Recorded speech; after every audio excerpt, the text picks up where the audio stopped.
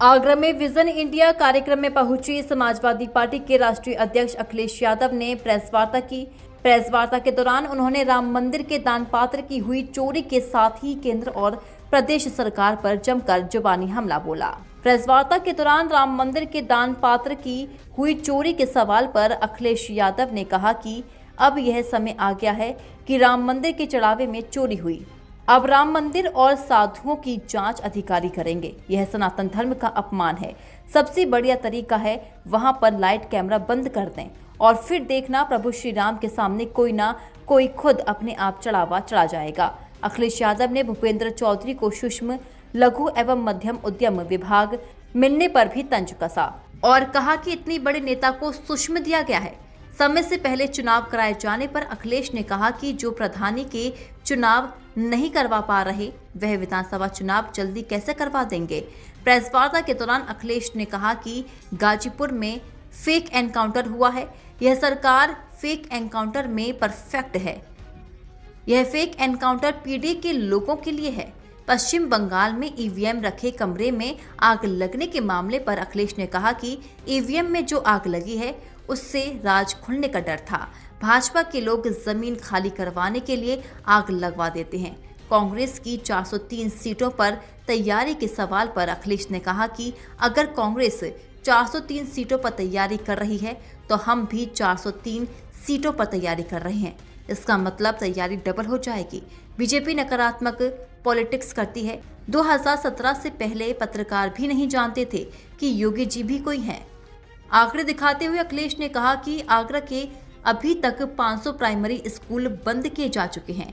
साथ ही उन्होंने पीडीए का नया फॉर्मूला बताते हुए कहा कि पीडीए का मतलब है प्रेम, दया और अपमान। अखिलेश यादव ने कहा कि आगरा का मेडिकल कॉलेज प्रदेश का सबसे पुराना मेडिकल कॉलेज है। मैं आपको भरोसा दिलाता हूं कि जिस तरह नेताजी ने सैफई मेडिकल यूनिवर्सिटी की स्थापना की, उसी तरह स्वास्थ्य सेवाओं को मजबूत करने का काम हम सत्ता में आने के बाद करेंगे।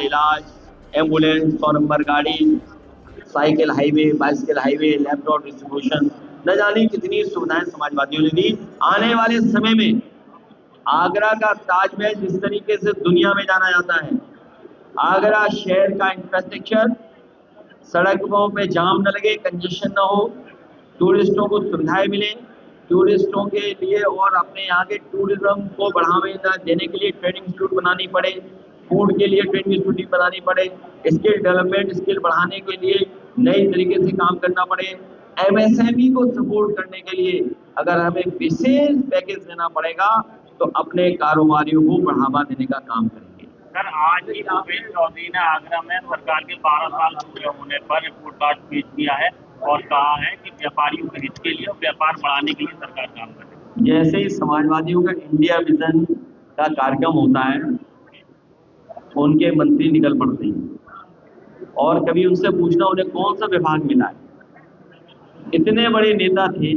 उन्हें विभाग मिला सूक्ष्म, हिंदी में क्या कहेंगे उसको, विभाग को सूक्ष्म, उससे भी छोटा विभाग, और तब मिला जब बजट ही नहीं उस विभाग में। तो आप सरकार से पूछिए कि आपने 500 प्राइमरी स्कूल क्यों बंद कर दिए, बताओ। आप बताइए, प्राइमरी स्कूल क्यों बंद कर दिए? आपने सरकारी पीएससी क्यों बंद कर दिए? आप प्राइवेट को बढ़ावा देने के लिए जिससे आपकी जेब में भी कमीशन आ जाए, आपने 300 से लेकर के 1000 आपने प्राइवेट अस्पताल खुलवा दिए। इससे पता चलता है कि आपकी सरकारी संस्थाएं बिल्कुल ठप हैं। आपने सरकारी मेडिकल कॉलेज और सरकार के जितनी भी संस्थाएं थी स्वास्थ्य को देखती थी, वो सब ठप कर दी। कल योगी जी ने साफ कहा है कि 2017 से पहले क्या हालत है प्रदेश के और आज क्या है। अब सपा प्रमुख पहले अपने युवाओं को देख लें, अपनी चेली चपाटों को संभाल लें। ये बड़ी बात कही है सर। 2017 से पहले हमारे पत्रकार भी नहीं जानते थे कि कोई योगी जी कोई है। आप सच बताओ, जानते हैं? और आप पता करना आगरा कब आए थे वो। आगरा वाले तो जानते नहीं थे कि कोई योगी जी भी हैं। तो 2017 से पहले उनकी ही पहचान नहीं थी कोई। आप अपने दिल पे हाथ रखो, आप दिल पे हाथ रखो कि बताओ 2017 से पहले आप जानते थे? बताओ, चेहरा बता रहा है, हमको नहीं जानता। आपके कार्यकर्ताओं के बारे में बोला है कि अपने चेले चपाटों को संभाल के रखें। और अपने गुरु कौन संभालेगा? सर उन्होंने चेले चपाटी का देखिए, उस विषय को मैं छेड़ना नहीं चाहता हूँ। देखिए, उस विषय को इसलिए नहीं छेड़ना चाहता हूँ कि देश में नकारात्मक पॉलिटिक्स करने का किसी ने काम किया तो भारतीय जनता पार्टी, और हजारों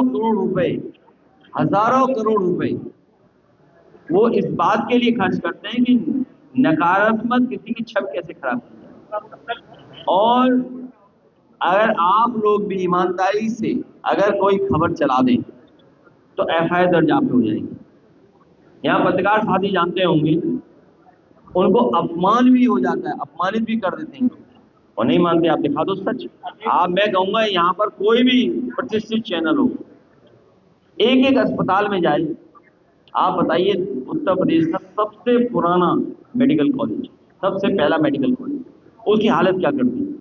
समाजवादी सरकार में जो बिल्डिंगें बनाई थी उसकी भी दुर्दशा क्या है बताइए।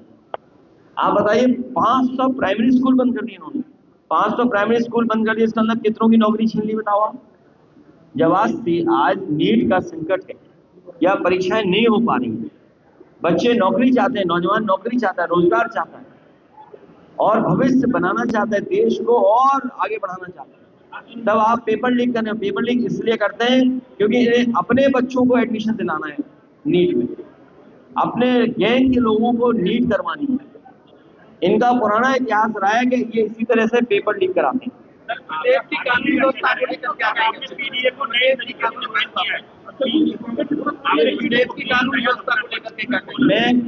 मैं अगर आप और हम लोग ये जानते हैं कि जब हम देखते हैं कि टॉपर कौन है क्लास का, तो उसके नंबर के आधार पर हम कहते हैं कि क्योंकि इसने 100 में 100 नंबर मिले हैं या इतने सब्जेक्टों में 100 नंबर मिले हैं, इसकी वजह से ये टॉपर है।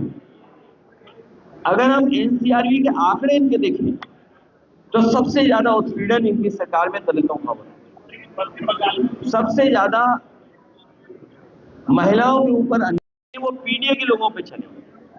जो फेक इनकाउंटर हुए वो भी पीडीए के लोगों पे। तो इन्हीं के खुद के आंकड़े कहते हैं कि सबसे ज्यादा खराब व्यवस्था है। समाजवादी सरकार में डायल 100 शुरू हुई थी कि 10 मिनट में 5 मिनट में कोई पहुंच जाए, वहां पे पुलिस मदद करने पहुंच जाए। उनकी गाड़ियां इन्होंने छीन ली पुलिस के लोगों की, जो हेड कांस्टेबल गाड़ियों से चलते थे उनकी गाड़ियां छीन ली। बताइए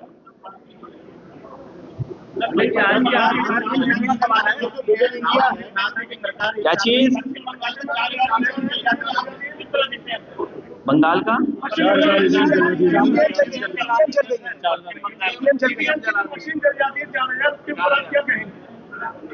भारतीय जनता पार्टी को और इनकी सरकार में अगर जमीन खाली करानी है तो झोपड़ियों में आग लगा दें। जमीन खाली करानी हो, पहले लखनऊ में लगी, फिर गाजियाबाद में बहुत महत्वपूर्ण जगह पर लगी, कई शहरों में लगी।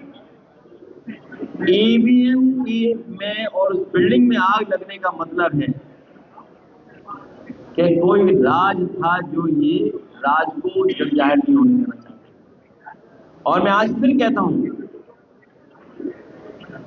बंगाल में जो कुछ हुआ है दीदी के साथ, आज चाहे उनके सांसद उन्हें छोड़ के जा रहे हो, हम तो ये कहते हैं आपके पीछे ईडी सीबीआई इनकम टैक्स लगा दो, आपका चैनल बंद हो जाएगा। आज बताओ, आप खुद बताओ, आप खुद बताइए, आपके चैनलों के मालिकों के खिलाफ ईडी सीबीआई इनकम टैक्स लगी, बताओ मालिक बदल गए कि नहीं बदल गए? बोलो, मालिक बदल गए कि नहीं बदल गए? सब जानते हैं। तो ये जो दीदी हारी नहीं है, दीदी को हराया गया और पुलिस फोर्स लगा के हराया गया। इलेक्शन कमीशन क्या देख रहा है? इलेक्शन कमीशन क्या देख रहा है?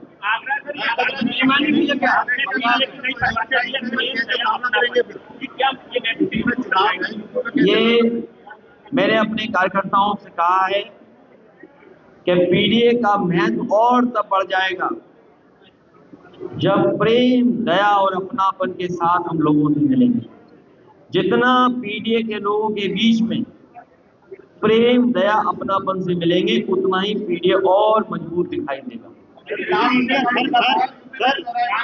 बड़ी चोरी होती है, अभी तक उसमें कोई गिरफ्तारी नहीं हुई, क्या होता है? आपको क्या लगता है सरकार का क्या होना चाहिए? पहले आप बताओ सवाल क्या है।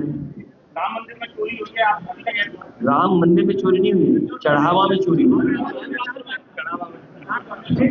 इतने बड़े अखबार हो, क्यों ऐसा नहीं करते पत्रकार भाई? सवाल नहीं पूछा। देखिए, मैं अपने पत्रकार साथी का धन्यवाद देता हूँ कि उन्होंने चढ़ावे की चोरी की बात की। अब आप देखिए, चढ़ावे की चोरी के बाद कितना दुर्भाग्य है कि हमारे धर्म के और मंदिर के लोगों की जांच पता है कौन करेगा? अधिकारियों को। बताओ, हमारे धर्म में को आगे बढ़ाने वालों की जांच अधिकारी करेंगे। इससे बड़ा दुर्भाग्य और क्या हो सकता है सनातन धर्म के लिए? कि बताइए, प्रभु श्री राम, मर्यादा पुरुषोत्तम राम के चढ़ावे में अगर कोई बात हुई है तो कैमरा बंद कर करके आपस में बातचीत कर दी, और कैमरा बंद कर करके, आंखें बंद कर करके जो चढ़ावा चोरी हुआ वो वापस रख दो, भगवान प्रभु श्री राम माफ कर देंगे। लेकिन बताओ, अधिकारी जांच करेंगे हमारे भगवान के पुजारियों की? ये सनातन धर्म का अपमान है। 27 का चुनाव, ये सनातन धर्म का अपमान है कि बताओ, हमारे साधु संतों की इतनी पवित्र और प्रतिष्ठित जगह की जांच अधिकारी करेंगे? ये सनातन धर्म पर चलने वाले कोई स्वीकार नहीं कर सकते। वहां कैमरे बंद कर दो, लाइट बंद कर लो, प्रभु श्री राम के सामने अपने आप कोई चढ़ावा फिलक जाए। विजन इंडिया निगम साहब ऊपर आ जाओ। समाजवादी परंपरा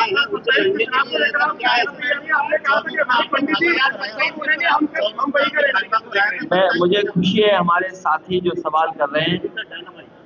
मैं लगातार, और समाजवादी लोग इसी तरह काम करते रहेंगे और भारतीय जनता पार्टी को हराएंगे, और जनता तैयार है हराने के लिए। जनता तो है ही तैयार, ये हमारे यूट्यूबर्स बहुत तैयार है हराने के लिए।